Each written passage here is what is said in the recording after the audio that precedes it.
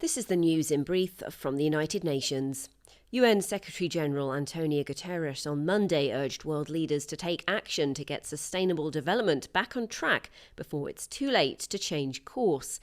At a meeting in New York on the sidelines of the UN General Assembly, he insisted that the road to recovery after COVID was mapped out clearly.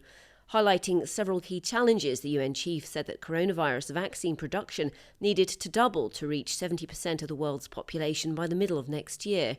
Bold investment was also needed in education, welfare protection, healthcare and jobs, Mr. Guterres continued at the SDG Moment event, as he urged an end to tax evasion, money laundering and illicit financial flows.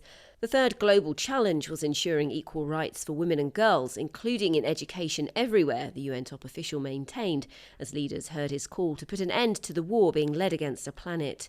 The only way to do this is by committing to zero net emissions by 2050, said Mr. Guterres, by dedicating $100 billion a year to climate action and by saying no to more coal-fired power stations after 2021. Staying with Antonio Guterres, who has condemned the executions of 9 Yemenis by Houthi forces in the capital Sana'a. The 9 were put to death at the weekend for allegedly helping to kill a senior Houthi official who died in an airstrike that was carried out by the Saudi-led coalition in 2018.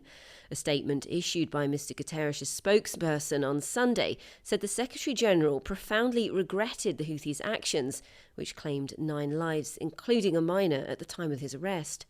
The judicial proceedings do not appear to have fulfilled a fair trial and due process norms, said Mr. Guterres, before calling for a moratorium on carrying out the death penalty.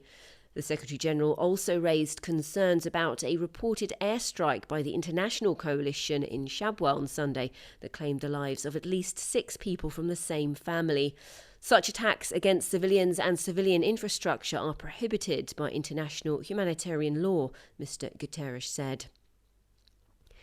Investment in research and development, which is vital for business resilience, withstood the disruption caused by COVID-19, but not all industries fared so well, the UN said on Monday. According to the World Intellectual Property Organization's Global Innovation Index 2021, firms that increased spending on innovation included those involved in software, internet and communications technologies. So did companies in the electrical equipment industry, pharmaceuticals and biotechnology, in contrast to firms hit hard by pandemic containment measures and those whose business models rely on in-person activities such as transportation and travel. Based on intellectual property filings and venture capital deals, Switzerland held on to its title as the world's most innovative country. Sweden, the United States and the United Kingdom followed, while for the first time the Republic of Korea jumped 5 places to 5th. Katie Dartford, UN News.